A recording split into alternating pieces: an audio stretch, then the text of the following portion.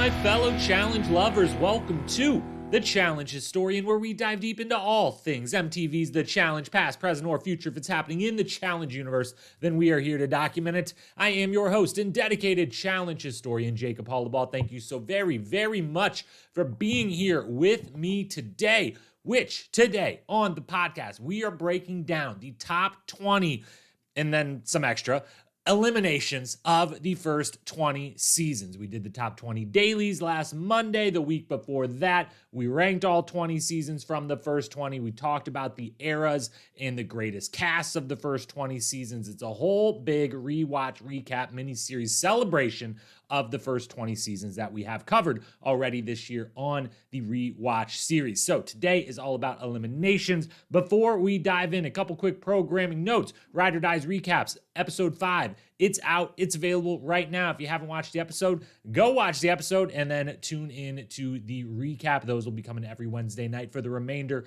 of that season. And next week, 2 more, the final 2 in this recap rewatch mini-series.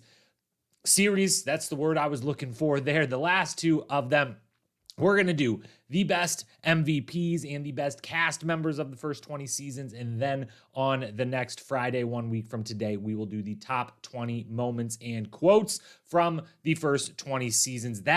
I'm starting to plan that one. It's looking a little long. We maybe split that one up. I don't know, but at least one of those, if not both of those, next Friday. And then, of course, on Saturdays, over on the Most Likely To podcast feed, breaking down Survivor. That is entering the home stretch of that season. So if you're watching Survivor, you should be listening to those recaps with me and Paige.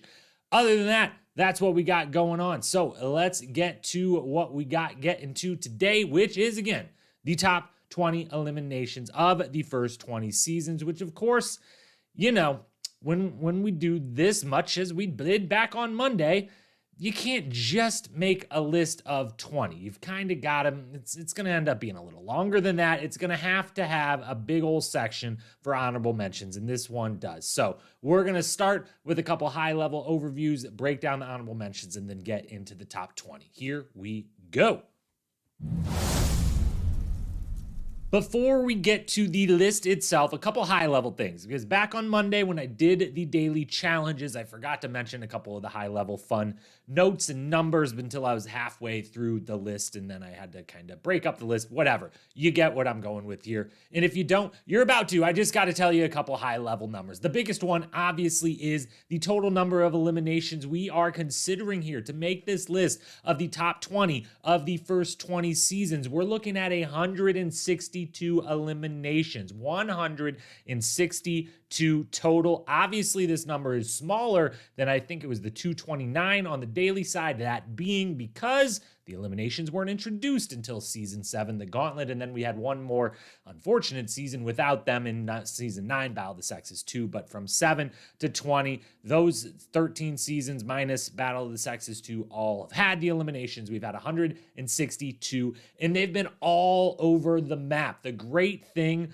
about the eliminations early in the challenge is they are all kinds of weird and funky and odd and different time after time. And it's not, obviously today in the modern game, this most recent seasons, yes, there's a lot of variance. Every time you walk in there, you could see something totally brand new they've come up with on the spot. But there's a little bit more consistency to, you're going to see these couple headbangers, that's a given. And the other ones are going to be some little, like some physical endurance with the puzzle, or some strength with some physical endurance with the little puzzle, or great communications if it's a partner season and doing something physical in a puzzle. Like you're going to get that kind of combination.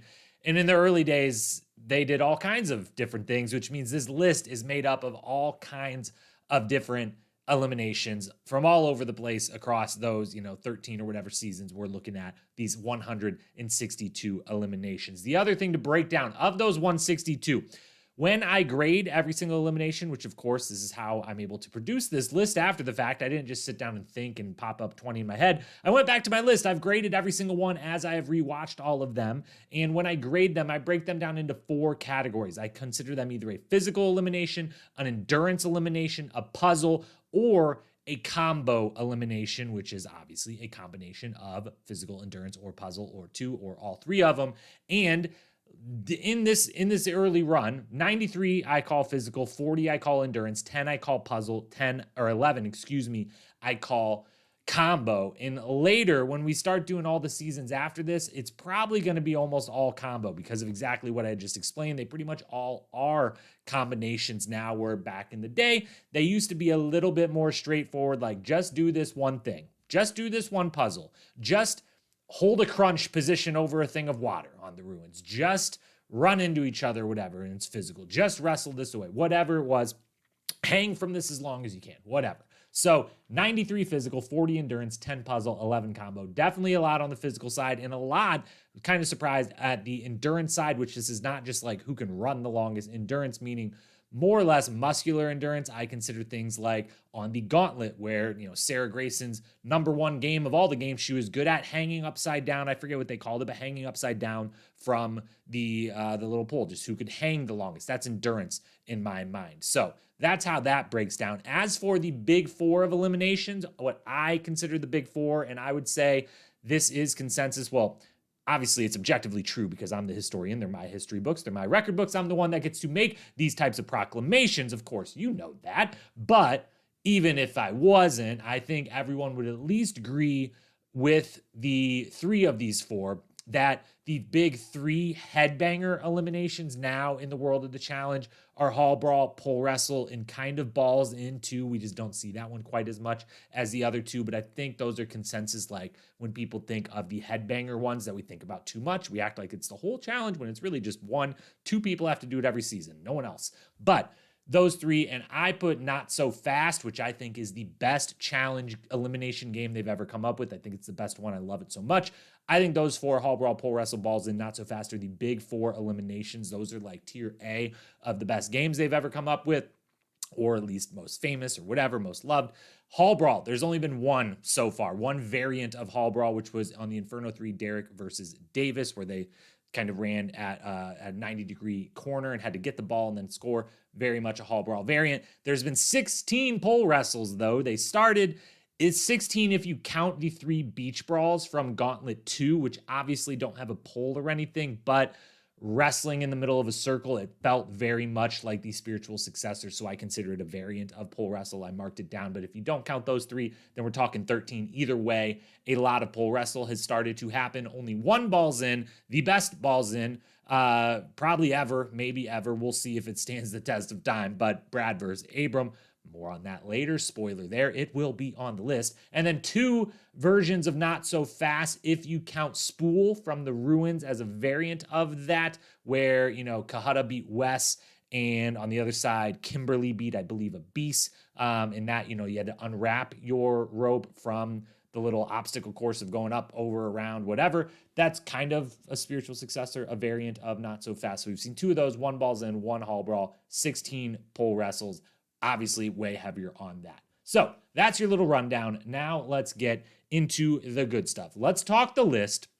And we can't start with number 20 because it was impossible to only mention 20 here. I have 7 honorable mentions plus an 8th group honorable person mention to throw in here. I'm going to run through these very fast. I will take more time on the actual 20 on the list, but these 7 plus 1 group 8th one have to be called out, have to be mentioned on this kind of podcast. And again, there's 162 of them. To only have said 20, that's whatever. That's 1/8. That's not enough. We got to throw in a few extras. So here we go really quickly.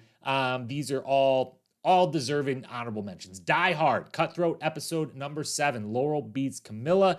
It's a nail biter. It is, while one of them is banned from the show, it is 2 all-time competitors, that have both some of the most successful females ever going head-to-head in their early seasons. The dynamic of the entire season was really at stake with Laurel staying and Camilla going home. If that would have been flipped, the whole season and the dynamics of 2 of the 3 teams, and really all 3 of the teams, flip in that moment. So Die Hard, Cutthroat, episode 7, Laurel beating Camilla. Push Me, the duel, episode 12. This one has to be honorable mention. Svetlana beats Kina. It goes forever. Push Me, where you had to stand on either side. You know it very well from CT versus Brad, which spoiler, will be on the list. But you stand on either side of the little pole that twirls around. You're each pushing against each other. These two women push forever, wear each other out. Svetlana wins after Kina eventually breaks down, cramping up, can't go on any longer. And Kina is sneaky the second best female on that season and definitely had a shot to win that final. So it was a big upset. It propels Svetlana to that final. Third honorable mention then, Perfect Fit, the Gauntlet episode 8. Trishelle beats Steve. Shout out to Trishelle. Shout out to men and women doing eliminations versus each other back. Remember, I'm sorry, I've got to bring it up again. All of you on Twitter and all over social media, and most importantly, Sarah Lucina and everyone in the Challenge USA house who had obviously not watched or studied this show before, saying, oh my God, she wants to go against a guy. That's never been done. It's like it literally was the first elimination ever on the Gauntlet. And a bunch of them that season, including Trishelle beating Steve in Perfect Fit. Steve has made multiple mentions that season of love and puzzles. He has this funny quote about when I grew up, puzzles were my friend. It's his second time doing this exact 6-piece tangram puzzle, and Trishelle perfectly places one piece at a time, 6-4-6, exact placement as she builds her board. Nails it. It's great. Wonderful. Next one, honorable mention also goes to Waterbound, The Island, episode 8. The last elimination. They're not called eliminations there. I count them. They're called face-offs. I call them eliminations. It is one of those things in the challenge stats world. They could be dailies. They could be eliminations. They could be their own thing and not really count as any of them. I like to count them as eliminations. I have done so for this. Waterbound, Evelyn beats Dan, Dunbar, Johanna, and Kelly Ann. The 5 of them are the 5 without keys. They all get one last chance to earn one. And this one is insane and borderline straight up torture. It is where they have a weight tied around them that makes them, when they jump in the water, they sink down 10 feet, they hit the ground, they have to push themselves up hard enough to break the surface of the water, gulp for air, and then go back down and do it again. Whoever lasts the longest wins. Evelyn wins. It's massive, massive, massive for the storyline of that season to have Evelyn then go back in, not take Banana's key. You know the rest. She joins the dark side. They win. Then, also from the island, honorable mention to The Rack, episode 3, Kellyanne beats Robin and Rachel.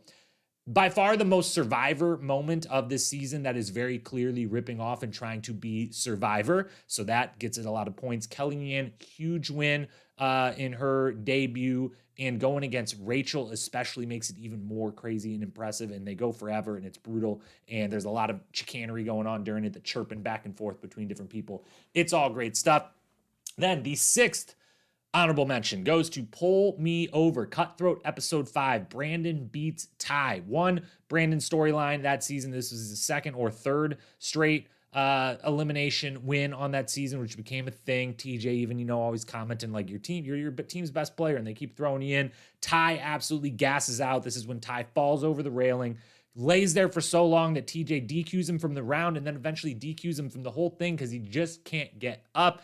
TJ has never been as dumbfounded as he has in this moment of you're really not going to get up. I know this is difficult or whatever, but you guys just pushed against each other for a minute and a half or whatever. What's going on here? You can't get up. It's crazy. It's stunning. It's a big part of one of the biggest storylines of the season. It makes the honorable mention here. And then the 7th and final honorable mention, at least single honorable mention, goes to Back Up Off Me, also from Cutthroat, episode 2. And this is the one I really snuck this on the list because I think Cara Maria beats Mandy, Back Up Off Me, which is the game that obviously this isn't a spoiler if you didn't expect this to be on the list.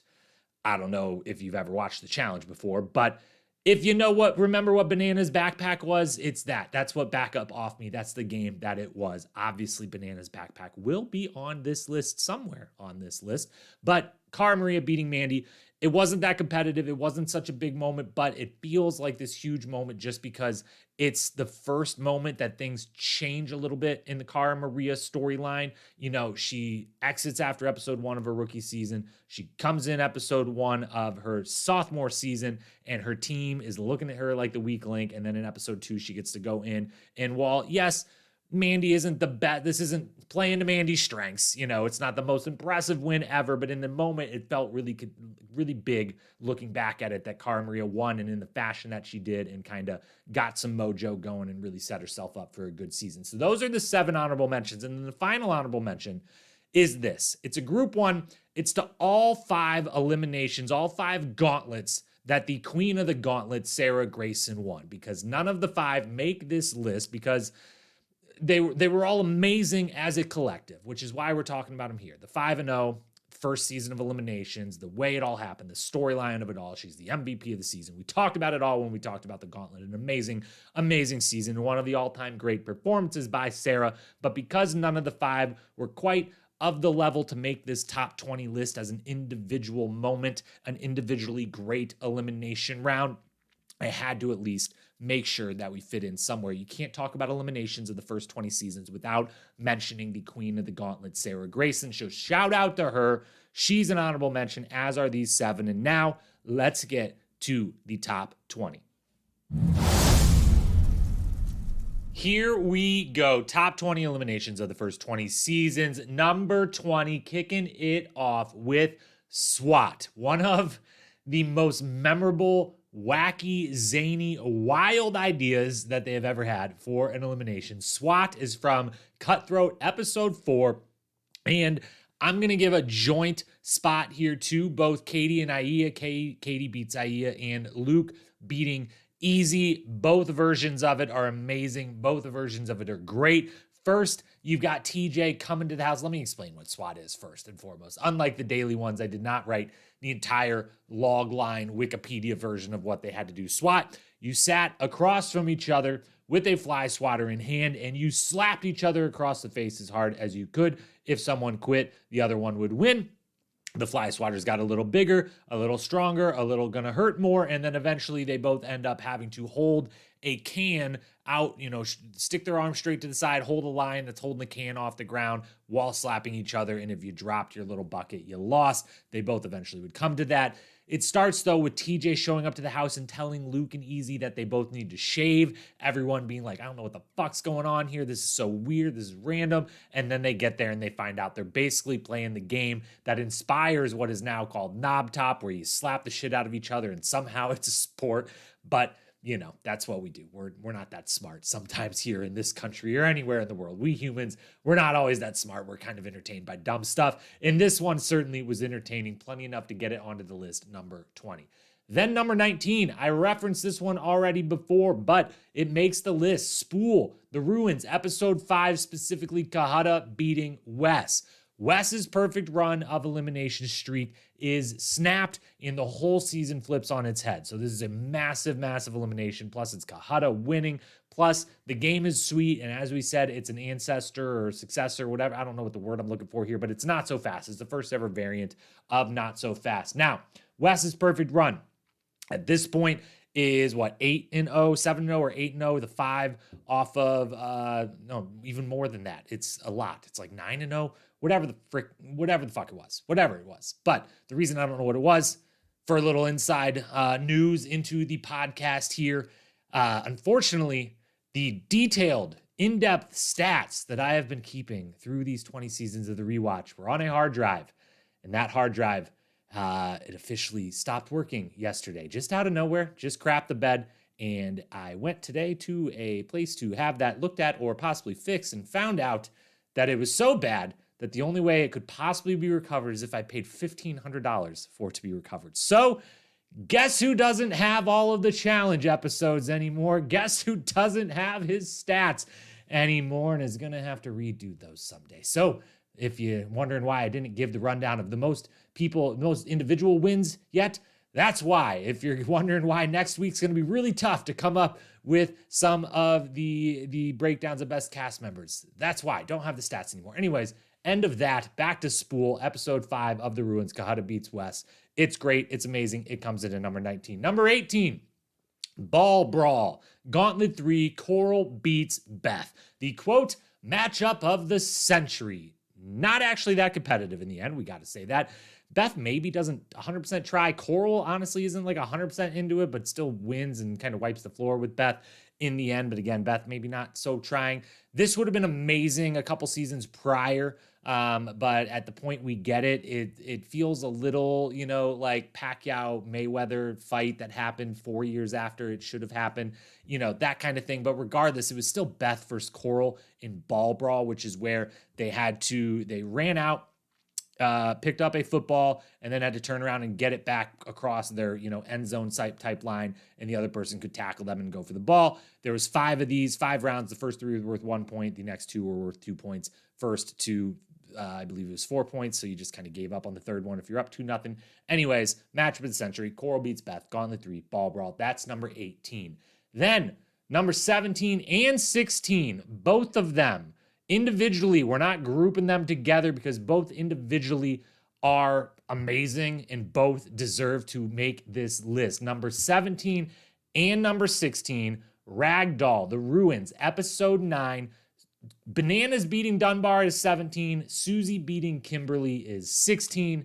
It's raining. It's the final on the line, the final elimination. It's totally, utterly brutal. Ragdoll is a version of pole wrestle, but with a loose piece of rope. You each hold onto an end of a piece of rope, meaning you could really twirl around, throw people around, get in all kinds of crazy positions, unlike the fixed, pole that they usually are using. And it's Susie keeping her perfect streak alive. Kimberly, the upstart of that season, going home last minute, but putting up a way better fight. Both of those women putting up just an incredible effort in fight. And then it's Bananas and, pulling off his second straight win because of this victory over Dunbar. It's Dunny Bear not quite getting it done again. It's a big matchup. It matters a lot historically and everything. And it also maybe changes the tide of the season because not that Bananas was doing anything amazing in the final, but if you give Sarah and Kellyanne one guy, one extra person in a Dunbar to do a little bit with them, maybe they can pull that one off. So Ragdoll, number 17 and 16, Bananas beating Dunbar, Susie beating Kimberly. That is the first 5 of the top 20.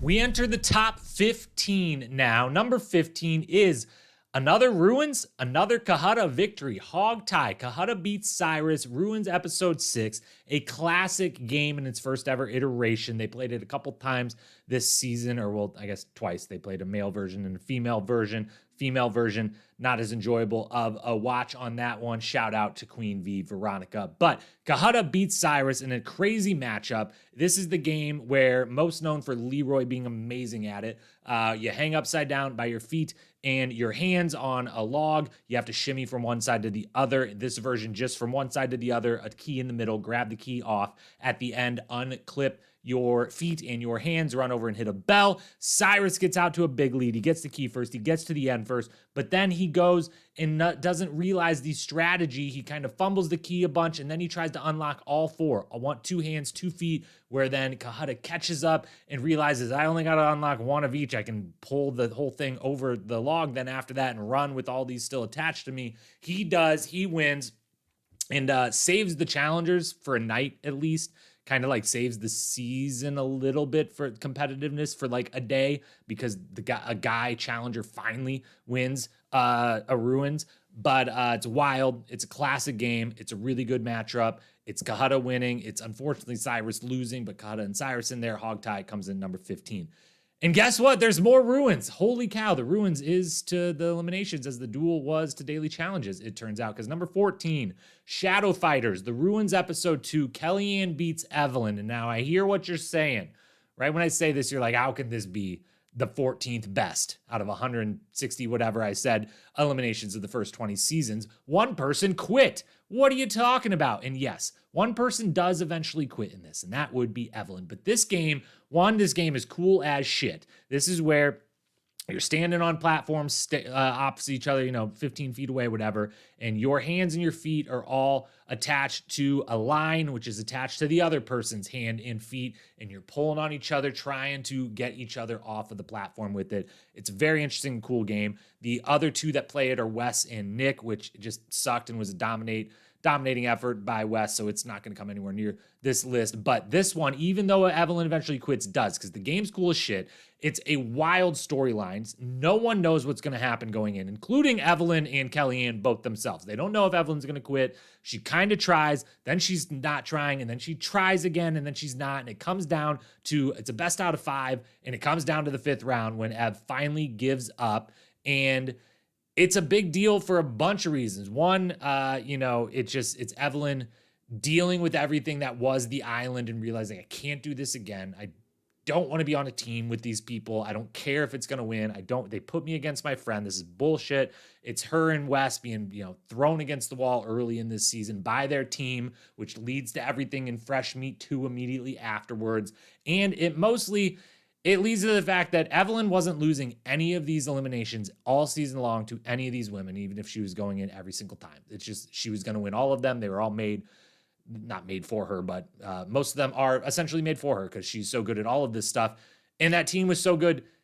Evelyn wins if she doesn't quit in an elimination this season, even early as it happened. I'm confident Evelyn is on the team at the end and is winning and would have 3 wins on her resume and would really change things on the GOAT debate on the female side of things. So Shadow Fighters, a lot of history, a cool as shit game.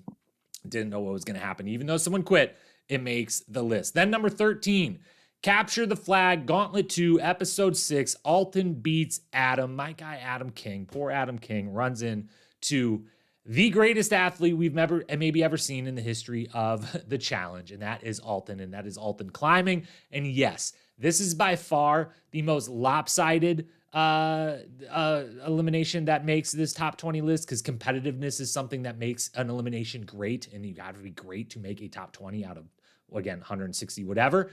But also, if you do something shockingly amazing, shocking level of athleticism, and the fastest elimination victory anyone's ever seen, then that can also vault you onto the list, which is what happens here. No one's ever climbed a cargo net faster than Alton climbs this thing. It's like 1.5 seconds, and it's not that tall, but like it's a 15-foot climb. I don't know. It's not nothing. It should take 20 seconds, 15 seconds, and it takes 2, maybe 2. And as TJ says afterwards, like Adam was halfway up in 2 seconds and was like, holy shit, okay, like you would have beaten anyone else here, clearly. But you went up against a guy that did that faster than even imaginable that it was possible, which is insane. TJ's blown away by the whole thing during his first season. It's great. It just purely off the athletic performance alone had to be on this list. Capture the Flag, number 13. Number 12. Fresh Meat 2, episodes 9/10. It's a cliffhanger 2-parter. Wait for me, Blackout. Jen and Noir beating Teresa and Ryan. The Exiles were cool. Just flat out, I like Exiles. They're cool. They graded pretty high in my book. And then at night, while they're super dangerous, they're even cooler. I love the night ones. Super duper dangerous. Holy shit, were those dangerous. But no one got hurt. No one fell off the side of a mountain. So that's good. And they're really, really cool. And this one was just a perfect matchup at the end of the season. It was only right that Jen and Noor and Teresa and Ryan ended up in this position because of the way they played the game, which they played the game exactly as they should have been doing all season long. They made all the right moves, but being in the middle, they at the end had to be going the one time versus each other. It's a close race. It's interesting. It's fun. Jen and Ryan, it caps off their best season for both of them, even though obviously Jen would get to go run the final then, but this really capped off the best season for her. Ryan, it was his best season probably as well. Wait for me, Blackout, Fresh Meat 2, episode 9/10 is number 12. And then number 11, the final one to just be on the outside looking into that top 10, but still no snub here to be number 11 in the top 20 of the first 20 seasons, best eliminations ever. That would be the aforementioned and referenced earlier Push Me from the Duel, episode 5, Brad beats CT. And y'all know this one, CT DQs. He storms out the gates. He's yelling like a madman. Brad has 0 chance of doing anything but just being shoved backwards until CT reaches down and rips that flag off. Did the flag come off super duper easy? Yeah, it did. It's a little, I don't know. Seems like it should have held on a little stronger than it did, but he rips it nonetheless. And he had all the time in the world. He could have sat there with his back against the log and smoked a couple cigarettes and waited until Brad was like, stop jimmying the thing to let him just do it calmly, take the thing off. And yeah, it's a massive moment in challenge history, obviously. It's a big, big moment for Brad, not just because of the obvious, he beats CT and gets to go to the final where he eventually loses because of the bullshit penalty kick soccer thing to start it, but Brad goes 2-0 versus CT this season because, as we talked about on Monday, one of the best daily challenges of the first 20 seasons is when Brad beats CT one-on-one at the end of Roller Derby to win the BMW motorcycle, the best prize ever probably given out in the history of the show. So he goes 2-0 one-on-one against them, and one of them is this DQ and is a very, very famous moment and one of the handful of moments that make Brad probably definitely the most consequential player in the history of the challenge as far as how much he has been a part of all these other massively influential moments for all of the other massively influential people in the game. Push Me Duel episode number, it's not 5. Why do I have 5 written here? It's like 9 or whatever. It's the second last one of the season, whatever it may be. It's number 11 on this list. We've entered rarefied air, top 10. Here we come. Number 10, O-Ring, The Ruins, episode 4. Sarah beats Katie. Again, The Ruins, say what you will. We said a lot about it when we covered that season, but the eliminations were gosh darn amazing, all right? And O-Ring was one of them. Episode 4, Sarah beats Katie. This is where they hung in the air, and it was kind of like pole wrestle. I count it as a variant of pole wrestle, but there wasn't a lot of real wrestling. It was more just hanging on to the ring in the middle of the air. You could squirm around, you could push and pull or whatever, but eventually all the versions of it turn into just who can hang there the longest as you are being kind of pulled back off of the thing. Just hang on for dear life. And this one, the shit talking, the finger flipping, it's rookie Sarah, coming in hot, as the big, the rookie, the dominant rookie so far, the one I'm super into competition, I'm super into sports, I'm loving this, I'm getting super into it versus the super vet Katie, who had previously said she was retiring, but now she's back, she's doing it again, and somehow they stirred up bad blood between themselves prior to this because, Katie's whole team hated her and she hated them, but also Sarah, while she was on the other team, was like friends with, the JEK Dynasty Alliance and whatnot, at least for this season. Certainly not a lot longer after this season or even for the full season this time. But either way, they had some bad blood. They go in, they're flipping each other off. They're talking a lot of shit. Katie wins around, she talks some shit. Sarah wins around, she talks some shit. Sarah wins the whole thing. She talks mad shit. It's great. It's a fun game. It's great. Number 10, O-Ring, Ruins, episode 4. Sarah beats Katie. Number 9, Beach Brawl, baby. Referenced earlier, of course, this was on the list. The Gauntlet 2. What a moment. Derek beats Cyrus. Beach Brawl, Gauntlet 2. I forget what episode. I didn't write it down, I guess. I didn't write down the episodes for a few of these. Whoops. My bad. But number 9 is the only number that matters. Beach Brawl. Epic underdog moment. It really begins Derek's whole persona. We're about to talk about another Derek one from the Gauntlet 2, so I know it's the whole season, begins the whole persona of like, he's going to beat anyone in these things. If you give him something headbanger, physical, just who's tougher, who wants it more, Derek's going to thrive. And in this one, of course, Derek, they oil each other up, and then they have to knock each other out of the little ring. It's sumo wrestling. It's not basically, it is sumo wrestling. And big weight difference, big size difference, big height difference in this one. Everyone thinks, this is, Derek's amazing and all, but like Cyrus is going to squash him, and Derek gets underneath him, lifts him on out of the thing. It's super contentious. This is the one that leads to Cyrus and TJ almost coming to blows not off camera. We have camera of it. We just don't get to see it in the real version of the episode itself. It's a super fun headbanger game. 2 Goliaths, legends of the game. Derek beating Cyrus. Beach Brawl comes in at number 9. Number 8.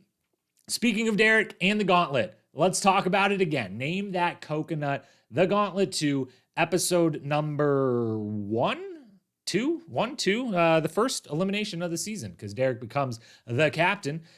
Trivia mixed with the headbanger, mixed with Derek taking the captain spot and then holding it for almost the entire season on his team. That all scores super duper high. That is super duper memorable. TJ's introduction to how real stuff gets in the eliminations. I love that this is either the first or the second elimination TJ ever is the host for, and is like, whoa, this is what we're in for. Okay, this is kind of cool. I'm into this now. I like this. This is fun. But if you don't remember the game, they start, at the end of a little field, if you will. TJ asks a trivia question that the answer is a specific cast member. You run down into a pile of coconuts, find the coconut with that cast member's name on it, and then got to get it back across the safety line before the other person tackles you and steals it from you. It's very interesting. It's very fun. It's, again, trivia headbanger. What could be better? Number 7.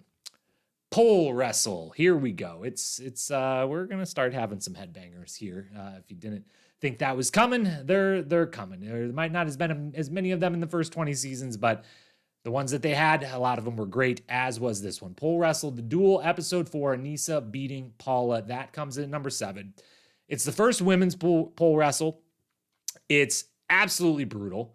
There is, to some degree, a rivalry born out of this, as these two women would face each other 3 times over the course of not 3 seasons in a row, but for them, 2 or 3 seasons in a row. Obviously, at least 3, because someone lost every time one of that happened. But you know what I'm saying. A little mini rivalry spawns between Anissa and Paula, who face each other, a trilogy of eliminations, starting with this one. Anissa with the very memorable "I want it more," throws down the stick afterwards. You know, it's Paula's rookie season. She's really proud of herself afterwards, but like totally breaking down about the whole thing. It's all memorable. It's all great. It's brutal. It's wonderful. That is pole wrestle in a nutshell, and that is number 7 on the list. And then number 6 is Back Off. The Duel 2, episode 10, Brad beating Landon. One of the most historically consequential. There it is again. It's Brad in history, consequential history, defining, altering things happening that Brad is either directly doing himself or somehow involved in. But here it is again. The number 6 best elimination of the first 20 seasons. Back Off. Brad beats Landon. This is the game where they have to wrestle each other, more or less, for the clip that is on each of their backs. They have to get the clip off of the other person's back and then run and put that clip on a ring hanging up at their end of the duel arena. And where Landon, for the only time in his entire career, loses his cool. He's throwing Brad around. He's being way too physical. He DQs one of the rounds because TJ's like, you got to go for the thing. You can't just try to fuck this dude up. Like, you got to go for the thing. Landon then follows that up with throwing Brad into the wall on the next one and getting away with it. And then, of course, the iconic, insanely smart and clutch move by Brad in the decisive final round where they both get the clip around the same time. They've been wrestling around. They're right underneath Landon's ring. It's like, oh, if they both take the clip off, Landon just has to stand up. Brad, insane, clutch, unbelievable. One of the smartest decisions in challenge history. One of the most incredible in the moment thoughts to have, and then be able to pull off this maneuver is like, nope, stands up first, grabs Landon's ring and just throws it as hard as he can, whips it around in the air because no one said that wasn't allowed, sprints over to his and clips his in half a second before Landon is able to catch his and get his clipped in. It's insane. And again, Landon wins that final for sure. Landon is then the 4-time champion in 4 seasons and probably the greatest of all time. Brad ends those chances here with the 6th best elimination of the first 20 seasons. Back Off, Duel 2, episode 10. Brad taking down the sometimes to some people GOAT Landon. And now the top 5, the true best of the best, the iconic, the amazing, the wonderful, the memorable, the 5 best eliminations of the first 20 season. Number 5, Wait For Me, Blackout, Fresh Meat 2, episode 8 and 9. Both versions of Wait For Me, Blackout make this list. This one comes in at number 5, Landon and Carly beating Luke and Evelyn. One of the most memorable eliminations of all time. An incredible, incredible performance by Carly and Landon. Carly, on the edge of consciousness. Eventually, this leads to them winning, gets Landon and Carly the overall season win, which obviously plays a factor in this. Ev refusing to try the puzzle, just skips it, says, screw it, we're going, we're doing it. Landon and Carly do the last puzzle, get that 5-minute advantage, and then finish just in time as Ev and Luke are sitting there hoping that 5-minute clock runs out. It's insane. It's wonderful. It's one of the only times I usually don't like the cliffhangers between, an elimination or a daily challenge, even the couple times they've done that.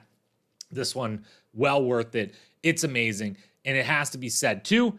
I don't think I've ever said this before. I don't think I said this during the Fresh Meat 2 podcast, but Evelyn and Luke win that season if they win this elimination. They probably go into the last exile again, more than likely. Although, pending matchup, they could very well have won that last or they didn't even have to win. They just had to not get one of the last 2 spots. So unless they get really screwed and, have to go up against Kenny and Laurel as their blockers and take it real seriously in that last daily, they're probably in the final. And if they're in the final, I think they win that final.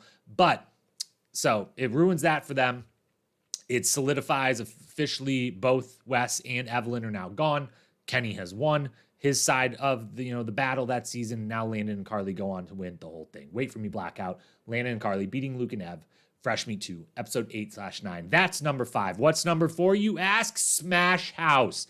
That's what's number 4. Inferno 2, episode 10. Abram beating Timmy on a bullshit DQ. Completely and utterly bullshit. Smash House, of course, was the game where they put Timmy and Abram both inside of 3 glass cages. I don't know, cage isn't maybe the right word, but whatever. Rectangle boxes of glass suspended in the air. And they had to smash through all the walls of the first box and then the second box and then the last box. And then last but not least, smash the floor to fall out the bottom.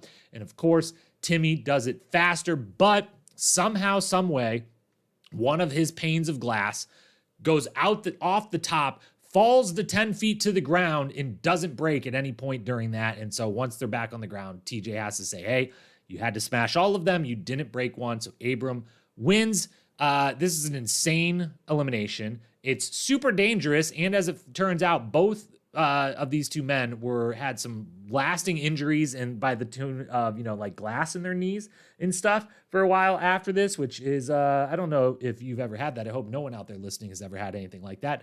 Probably not good. I'm just going to go out on a limb and say that's probably not fun, not a good thing, but it was an insane elimination. Timmy retires on the spot. Of course, one of my all-time favorite moments from my favorite ever challenger, Timmy, the speech.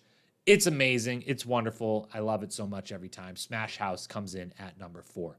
Number 3. Now, this is going to maybe get me in a little trouble. You might think, what are you talking about? You probably came into this list being like, I know what's number 1. What's just everything else going to be? But guess what? It's not number 1. It's number 3. And that would be Back Up Off Me, Cutthroat, episode 9, a.k.a. the Bananas Backpack. CT beats Bananas. Well, Tyler beats Bananas, but CT beats Bananas. It's the 3rd best elimination of the first 20 seasons. And here's why it's only 3rd and it's not number 1. Because it's a moment more than a great elimination. As an elimination itself, it's not competitive, obviously. And that brings it down just enough to not be the number 1 or the number 2, but number 3. As a moment, we will talk when we talk the best moments of the first 20 seasons.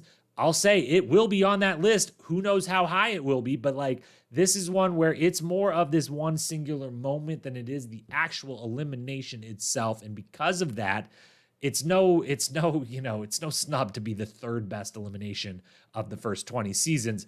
But I know some people may disagree and would say, how can this not be the top moment, the top elimination, the top everything, what have you? I get it. I hear you. I understand you. But for me, it's number 3, the Bananas Backpack. It's iconic. It's a moment more supersedes, the elimination, but it's still one of the greatest eliminations ever because of the moment that it was. But I have 2 spots in front of it. And those are number 2, Balls In, the Inferno 2, episode 10, Abram beating Brad. I've talked about it a lot. I've referenced it already. In this podcast, I reference it all the freaking time because it's amazing. It's unbelievable. The things I would do, like this version of Balls In, if it was just a real sport and it was just like every Saturday, there was, 10 people playing their match in it from some season, whatever, I would watch so much. It's so great. It's such a crazy, fun, interesting game. It's so brutal. And this version, if you don't remember, Balls In, the first ever one, the only one we've seen thus far through 20 seasons, and still probably to this day, the greatest Balls In of all time, is where they get 5 chances to be on offense, 5 chances on defense to stop the other person from getting a ball from the outside the ring into the trash can in the middle of the ring. If you knock the ball to the ground or out of the or knock the person or the ball to the ground, then you win as defense on that round. And the reason this one is so much better than all the other ones is because there's no stoppage time And while it might be a little unfair to, in this case, Brad for having to be which side he's on to start and end, they go 5 in a row. They don't alternate. It's Abrams on offense for 5 straight, Brad's on offense for 5 straight, which again, Brad gets the short end of the stick. You prefer in that instance to be on offense first when you got your most energy. But anyways, it's super fast paced. The moment one round's over, TJ tosses the ball to the person who's on offense, is like, go again, let's go. Like there's no stopping. It's intense. It comes down to the last ball. Abram gets the win. They're both super into it, which always matters. We've talked about a lot. We're headbangers. They're only good when you are confident both people involved are into it and are liking it and enjoying it. I mean, I don't know how much they were enjoying beating the shit out of each other, but they were both into it at the moment. They were all like, we're good with this. We signed up for this. We're okay going all out on this. So you don't have to feel weird about like, oh, one person's kind of like not enjoying the fact that they have to put on football pads right now. Like, this is, then it gets gross. We've talked about that a lot before, but they're both into it. Abram, super duper into it. There was beef going on behind the scenes that we didn't know about until after at the reunion and Brad talking on podcasts later down the road. But there's a lot of chirping that we see. There's a big argument, a near fight afterwards between Darrell and Abram and Brad, like all of it together, which was a very small part, but laid the seeds for eventually down the line, the Brad Darrell punching on the ruins, which it's not that thing instigated it, a very specific thing that season that Brad's talked about a lot, instigated in that moment, but there was at least this little history between those two that came out of this moment and an alliance being broken beforehand, and then this being the result of an alliance being broken and that Brad had to go in versus the monster that was Abram in this moment. Just unbelievable. I probably just said in this moment way too many times. I apologize for that. But Balls In is number 2. Inferno 2, episode 10, Abram beating Brad, the second best elimination of the first 20 seasons. And the number 1, the one that beats it, the greatest one of the first 20 seasons. And I dare to say, off the top of my dome, I'm not sure what's gonna replace it over the course of the next 20 whatever seasons we've got to discuss on the Rewatch series. But number 1 is the duel episode number... Wait, I have this wrong. No, this season has one. I'm ruining the number 1 spot. It's pole wrestle, Wes beating Derek. The duel. Wes beats Derek in pole wrestle. It's maybe Wes's greatest achievement ever, which is saying a lot. He's achieved a lot in this game. But beating Derek in this moment in Wes's second season, and Derek's like 4th or whatever, where he's known now as this like bulldog character, and being pole wrestle and being not the first ever time, because we had seen it earlier that season, but one of the first ever pole wrestles. It's out of control violent. It's super exhilarating. It's one of the first times I can remember, like, the moment you start watching it, you're standing up on your seat. You can't look, but you have to look. You're kind of like biting your fingernails. You can't believe how crazy and gnarly this is. And these two warriors just fucking throwing each other around. It's insane. We had seen it before that season a couple times, but we had not seen it like this. And once upon a time, a long time ago, when for some reason I wrote like 10 blog posts once upon a time, I said in one of those blog posts that this moment right here, Wes beating Derek, this pole wrestle from the duel, was the moment the show officially went from being a game to being a sport. I believe it happened literally in this moment. I believe I mentioned that on the Duels podcast. I know I mentioned it actually on the Inferno 2 podcast, where I talked about Balls In between Abram and Brad, the number 2 best elimination ever that we just spoke about, as being the kind of precursor to the first time the production realized, like, whoa, we might have something interesting here. What if we leaned in a little bit to this? And then them leaning in led to a couple of seasons later on the duel, pole wrestle being a thing. And suddenly in this moment, we've now officially everyone standing around like, I guess this is a sport now, because that was gladiator shit we just watched. And like, this can't be anything other than that. Like, that's kind of the thing we're probably going to be known for, and became eventually, for better and worse. Both of those things are true. There's a lot of great stuff because of that, and there's a lot of stuff that a lot of people don't like because of that, and it's understandable. It is what it is. But this changed the series, the franchise, the show, changed the game. It made it not a game. It made it a sport. and it was incredible, and it was exhilarating, and it's two of the all-time best, and the number one, maybe, most defining game, the earliest days of the most defining elimination. Pole wrestle, the duel, Wes beating Derek. It's number one without a doubt. And that's the list. To recap for those keeping score at home as quickly as we can, running back through that. The honorable mentions: Die Hard, Laurel beating Camilla at Cutthroat episode 7. Push Me, Svetlana beating Kina, Duel episode 12. Perfect Fit, Trishelle beats Steve, The Gauntlet season 8 or episode 8. Waterbound, Evelyn beating a bunch of people on the island, episode 8. The Rack, Kellyanne beating Robin and Rachel, Island, episode 3. Pull Me Over, Brandon beating Ty from Cutthroat. Back Up, Off Me, Cara Maria beating Mandy from Cutthroat. Those were your honorable mentions. Your top 20 then was number 20, SWAT, Katie beating Aya, and Luke beating Easy in Cutthroat. Spool came in number 19, From the Ruins, Kahada beating Wes. Number 18 was Ball Brawl, Coral beating Beth on the Gauntlet 3. Number 17 and number 16 was both From the Ruins, both Ragdoll, Bananas beating Dunbar, Susie beating Kimberly. Number 15 was Kahada beating Cyrus in Hogtie on the Ruins. Number 14 was Kellyanne beating Evelyn in Shadow Fighters on the Ruins. Number 13, Alton beating Adam and Capture the Flag on the Gauntlet 2.